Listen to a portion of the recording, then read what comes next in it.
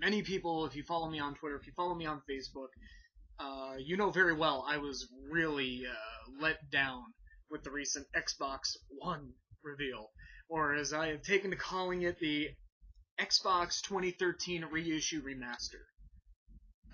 The reveal itself was not good at all, and there were many people flipping out online. I figured, hey, there's no real need for me to do a video on it because, well, what more can possibly be said about this system? But I didn't catch it live. I just finished wrapping up day one of the E3 conference on my Xbox 360. But, I just figured I'd chime in because, to be perfectly honest, after this reveal, the initial reveal unsold me on the Xbox One. I didn't want it. E3 changed my mind. I want one. And there's plenty of reasons why. First of all, I'm just going to talk about the games they brought up here. The first one, Metal Gear Solid 5, The Phantom Pain. An open-world Metal Gear Solid, open-world stealth, espionage kind of game. Seems to have a bit of a Western vibe to it from the trailer, and I'll be honest, it looks interesting. I didn't play Metal Gear Solid 3, but I grew up on Metal Gear Solid 1 and 2, and I used to have Snake's Revenge on the NES. I would try and play. I was never too good at it, but I've always been a fan of Metal Gear. I really wouldn't mind picking this one up at some point. So Metal Gear Solid 5, the Phantom Pain, I'm definitely looking forward to it. For some reason they moved on to the Xbox 360 after that, so I'll go back to those notes in a little bit. Just let me move down here. They brought back the series Rise, R-Y-S-E. Rise, Son of Rome is the next one. I never really played any of those initial games, so I have no idea what they're like. I actually don't know if they predate God of War or not, because that's honestly just what this one looks like. It looks like one of those kind of, you run around and kill people kind of games. It looks interesting. I don't know. One thing I'm curious on with the Xbox is, since the way they have everything set up, you can't rent games anymore, I wonder if they're going to start a rental service on the Xbox 2013 Reissue Remaster. That would be interesting to see if they do that. If they do something like that, I will definitely rent this game. Give it a shot, see what it's like. It looks like it might be a fun title. There's a few I'm going to kind of glance over. I'll talk about at the end, because they're the ones I'm the most excited about. There was Sunset Overdrive. They had a very, very short trailer. I get the feeling the trailer itself, while it looks cheeky and fun, somewhat impressive, I get the feeling the trailer itself is probably going to be the only aspect of the game that really is going to stand out to me. I get the feeling the game itself is going to be good, but kind of repetitive, and just get boring after a little while. I just get the feeling like that is going to be what happens. And then they showed Forza Motorsport 5, which I'm not a huge racing fan, but I loved games like the original Ridge Racer. I really, back in the day when I was a kid, I used to play racing games a lot. I really enjoyed them, whether racing cars or ATVs, bikes. Hell, I used to even drive an ATV around the area that I lived. I loved driving vehicles like that. I love going out in my car and going for a ride. Just going for a drive, basically. And, I don't know, Forza Motorsport 5, it depends solely on the controls. I didn't like the last Forza one that I played too much, but this one seems interesting, especially, what was it, Drivatars? I think that's what they were calling it. Basically, AI that remembers your driving style, your moves, how you play, if you play clean or dirty, all that fun stuff. So that way, it creates a driver that is always playing, and you can race friends and everything that aren't even on playing the game, basically. I mean, it seems like a very interesting concept. I'm curious on how it'll work out. Maybe this one will pull me back into playing racing games. I don't know, we'll see. I'm not going to say this one let me down. I just have no idea how this one's going to work out. Minecraft, the Xbox One Edition. I really don't know how that'll work out given the new graphics. I mean, looking at it, to me, I know it was probably just trailer and not in-game footage. But I thought it looked horrible. I really did. I thought it just looked terrible. I'd rather break out the standard PC or Xbox 360 arcade version and just sit there with the blocky 8-bit graphics that aren't updated for this new console. Then there was Quantum Break. Perfectly honest, I don't even remember this. It's supposed to blur gaming and TV. This whole concept didn't really work out too well with Alone in the Dark. A lot of people didn't like the whole, it's set up like a television series kind of thing. I don't know if that's what they're going for or not. Doesn't really even look that good to be honest, and I don't know. I'm anxious to play it, but I don't think it's going to be anything that major. D4. This one I'd like to know a little bit more about. This one, I know it's from an independent developer. Just right now, just looking at the trailer for D4, it just looked kind of like a gritty, somewhat hand-drawn game that you would find on a GameCube. So, graphics-wise, I'm not too interested. I'm going to have to see how the story and the actual gameplay pan out by then. But the one that really impressed me, I'll glance over this one for now next. Same with the next one. Dead Rising 3. Now, as a fan of zombie flicks and all that, I enjoyed Dead Rising 1, Dead Rising 2. I have never completed either of the Dead Risings, mostly because I look at these games as fun to just run around and kill zombies. Had a rough day, go kill some zombies. I got 5 minutes to kill. Yeah, bored. Chuck in Dead Rising, kill some zombies. That's basically my mentality with these Dead Rising games. I don't care so much about the story. I care more for just running around and killing zombies. And that's actually holding up my review of State of Decay. I'm just having fun getting in a car and just plowing over zombie hordes. That's the most fun I'm having with that game right now. So I get the feeling this is going to be the same thing with Dead Rising 3. I'm just going to be running around. It's an open world game, which it honestly should have been from day one with Dead Rising 1, even though I understand the inspiration was, I can't remember, I think Dawn of the Dead. Yeah, Dawn of the Dead, when they were trapped in the shopping mall. I get the inspiration, I get what they were going for. Dead Rising 2 should have been open world in the first place. But Dead Rising 3, having that, it does intrigue me. I'm interested in it. I will definitely check this one out. Again, if there is a rental service offered, I gladly will rent it and try it. I don't know if I'm going to flat out buy it until maybe later on down the line if it gets price cut. Considering how they're handling all the games now, I don't know if it will have a price cut. It might just be $60 years later. Who knows?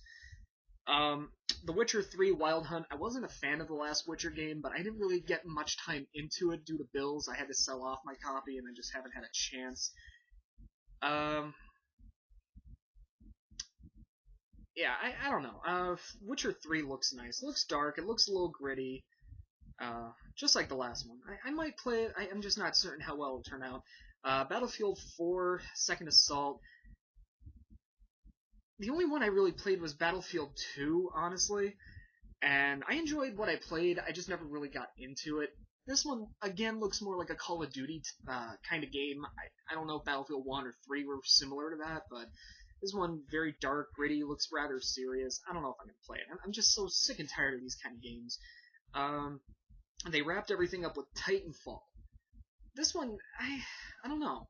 It kind of looks like a cross between first-person shooters and MechWarrior. It could be good, but it could also be really bad. I'm going to have to just wait and see on that one. Again, if they have a rental service, this is a rental. I don't know if I'm actually going to be too interested in it or not, but I guess we'll find out. Then they showed a few that are in development. Below... Gauntlet. That's the closest thing I can compare to this. It looks like an old NES Gauntlet game just remastered for Below. Mini sprites, though. They're like this big in a giant world. I have some vision problems because of my health, and even watching the trailer, I had a hard time finding my character. What I assume would be my character. I don't know what's what. Maybe when you play it, it'll be easier. I don't know. Then there was the Untitled Black Tusk Studios game. I don't know what it is. It just looks like a sleek and stylish Perfect Dark port. Not a ripoff, port, in a way. I mean, it could be interesting. They really didn't show much in the trailer. I know it's in development, but maybe a little more than a few scenes from the game. and then like zooming in on, I guess, an explosive or I don't know, some kind of computer thing. Not too interested in that right now. And of course, there was the Halo reveal. There was another one coming out in 2014. It was just a cinematic. I'm not certain if it was Master Chief or a whole new Spartan, but I don't know. I'm kind of tired of the Halo series, to be perfectly honest.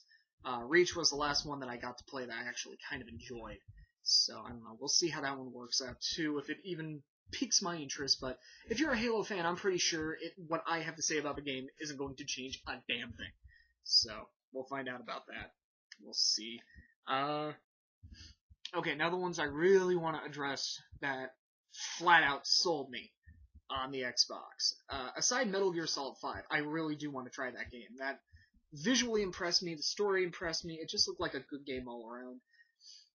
There was, where were they? Project Spark. This one really, just watching it, it kind of blew me away. It made me so excited to play. I haven't been this excited about a game in a while. My only gripe is that it seems to use smart glass. I don't have a tablet, and I get the feeling if I buy this game, I'm going to need a tablet. So, while the game may be, I don't know, 60, maybe $70, I don't know how much they're going to be charging per game in this new generation, but I may end up having to shell out $300, $400 for a Windows 8 tablet, more than likely. So we'll see how that goes. I might not pick it up just based solely on that factor. I'm going to have to see if it requires it. I'm on the edge. That is the only deal breaker for me. So we'll see what happens there. Crimson Dragon. Now, this one had no audio. I don't know why there was no audio to the trailer. I sat here, I honestly, big smile, grin to grin. I loved the Dragoon series back in the day, like Panzer Dragoon and all of them. I thought they were fantastic. And just the visuals, this game looks beautiful. It looks like it's familiar gameplay. I'm just really excited about this game. This is definitely one that sold me on the Xbox, and if you are a gamer in any sense, you should be excited about this game. And then there's, of course, the one game, as soon as it came out, I nearly let myself enjoy. I honestly jumped up and did one of those. I was so happy. This is 100% what sold me on the console. Killer Instinct. I am so excited to play this game. Saber Wolf, I hope Cinder is in it. Glacius. Oh man, I'm just so pumped. I'm so excited for this game. I can't wait to actually get my hands on it. There have been rumors about a new one for a while through Rare. I'm really glad to see that the game is back. It is coming out on the Xbox One.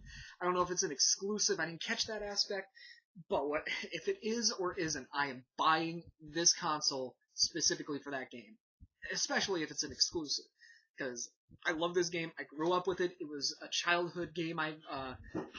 One of my favorites from childhood. I actually, at one point, developed a world around the Killer Instinct characters, back when I used to write short stories and had aspirations of being a TV show writer and all that. So that game really had a huge impact on me back in the day, and I'm anxious to get it back. They didn't really touch on if there's going to be an Xbox Live Arcade, which is one concern that I have. I am an arcade gamer. The games are just a little easier for me to access because tight work schedule and all that. But they did address the smart glass. Apparently, it can affect games, change them or something like that based on your rep and skill. No, I'm sorry. It can put you in multiplayer games based on your reputation, your skill, all that fun stuff. It looks just like a little more stylish version of the smart glass that exists right now. It is on the Windows 8 marketplace. There is an application, Smart Glass. I've never had a chance to use it, to be honest, so I have no idea how much different the new Smart Glass interface will be. But it looks like a lot of the games are going to have something to do with Smart Glass, so like I mentioned before with Project Spark, chances are we're going to have to buy a tablet at some point, or Windows 8, if that is compatible with it. I got my Windows 8 right here, even though I want to downgrade horribly. That's a whole other rant. They mentioned game DVR and an upload studio. This actually looked nice. I've been dying to get my hands on a video recorder. Video card. I have been meaning to get one of those for a while. Fizmatics over at Lead Example, he actually was supposed to sell me his old one, but I haven't had the money yet to get it off him. So whenever I get some spare cash, if he still has it, I'm getting it. If not, I'm going to buy one. But in a way, with the Xbox One come November, that's going to defeat the entire purpose of needing one of them, I assume, because I figured maybe I can take those videos and upload them onto the internet somehow, and then just download them through sites like KeepBit or something like that. And then they announced also, which kind of also defeats the purpose, that you can stream games and whatnot through Twitch, that there's a new deal between the two, which looks interesting for me, for something that I have been talking about doing on my website, and have mentioned to, again, to Fizmatics over at Lead Example, which he has implemented a couple of times on leadexample.net. So, definitely looks interesting. The fact that you can have over 100 friends, I don't care. I really don't. I honestly only have 2 or 3 people on my Xbox list that I'm friends with in real life. Everybody else are just people who they initially were to help me get an achievement. Other people I just don't talk to, period. And I'm very happy to see that they are finally shifting over to local currency. I'm tired of buying the points cards. I'd just like to say, here, $5, here's $5, give me a game. Give me. I'm tired of shelling out $20 for 1,600 Microsoft points. Try and do the math in my head. It's not that I don't want to do math, it's just I'm tired of trying to figure out the best way to buy more in sales and all that fun stuff. Honestly, visually winning, the games that visually won me over really were Metal Gear Solid 5 and Forza Motorsport 5. Both of them I definitely want to at least try, but as far as the graphics go, those two really stood out. Project Spark was beautiful, and that won me over too, but not quite as nice as those. There are plenty of games that were revealed. I'm getting tongue-tied. There were plenty that were revealed in this, but I guarantee you they have 2 more days. We're probably going to see some more exclusives. I do believe they have a few more that they didn't premiere yet. And I just got an email from Bethesda. I'm not sure if it's going to be premiered or not. Elder Scrolls Online, that's what it was. They sent me a trailer, but because I don't have the ability to put it behind an age gate right now, I can't really throw it on my site. I might shoot the information over to Fizz, see if he can throw it on Lead Example, if it's already not online at this point. Looks like it just got sent out a little bit ago, so we'll see. But, like I said, there were a few 360 titles that were mentioned, and I'm kind of excited about some of these. I'm looking forward to some of the retails that are coming up in the next few months as well. But, first of all, Dark Souls 2. I really enjoyed the first one. I just didn't have the time to sit there and grind away to make my character strong enough to finish the game. I barely put that much time into it, too. I think I got like 12, 13 hours into the game. And, just as proof that I'm just very busy trying to, as to why I spend all my time on arcade games anymore, I have DMC sitting here. I've had it since launch. I haven't put it in yet. It's not even on my game card. That's just how, not chaotic, but with running Apox.net and trying to get reviews, interviews, all that fun stuff done, sometimes I fall behind, especially now I'm branching out into movies and everything. So I'm still dedicating my time to games as well, but arcade games are just so much easier for me to get into and quicker to get through. That's why I'm an arcade gamer more than a full-length one. But again, some of these titles for the Xbox 2013 Reissue Remastered, I'm definitely looking forward to and intend to spend some money and some time on. So, including the ones that I mentioned before that really sold me.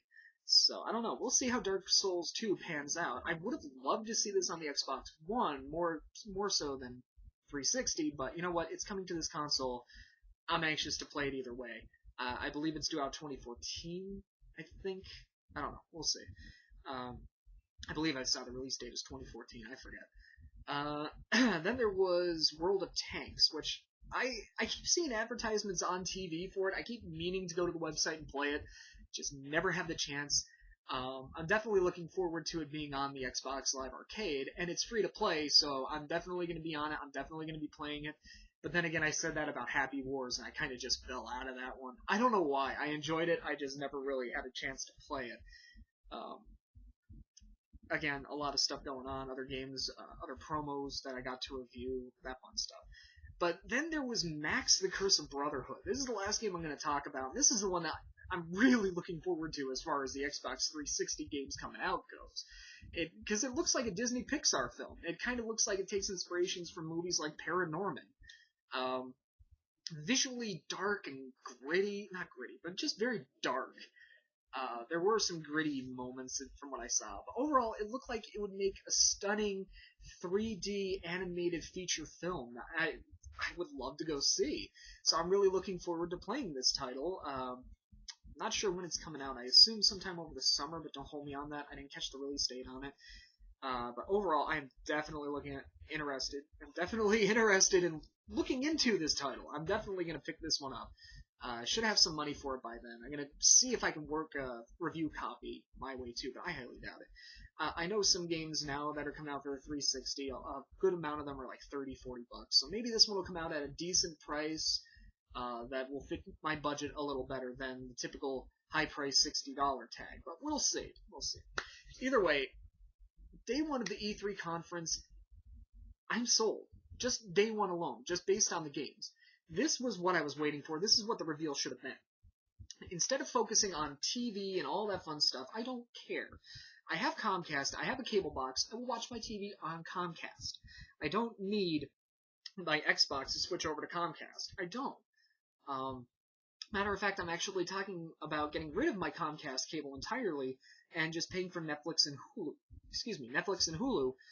Maybe even Redbox streaming and, the Amazon one. I don't know, stuff like that. I mean, just other stuff to keep me entertained where I don't have to keep shelling out money for all these stupid add-ons to Comcast I don't really want nor care about. So that was, as soon as all of that focus came in, it unsold me.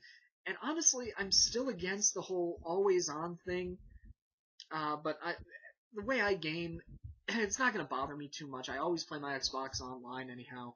So I'll just, if the cable goes out, if the internet, I lose connection or something like that, screw it. I'll just throw in my 360 and play something from my arcade that I have yet to finish.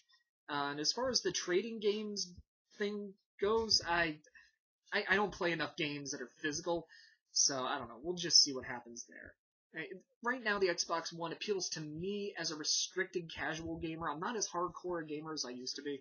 So given my lifestyle, this is definitely something that appeals to me, and I'm going to show a little more interest in the Xbox the Xbox 2013 reissue remastered. So, I don't know. Just keep an eye out. I'm definitely going to cover tomorrow as well. Hopefully I'll be awake in time to watch it from 7 p.m. Either way, I will post another video talking about it, but for right now, I'm definitely excited, and I think a lot of gamers out there should be somewhat excited about some of the titles that are coming out, some of the exclusives, despite some of the consoles letdowns.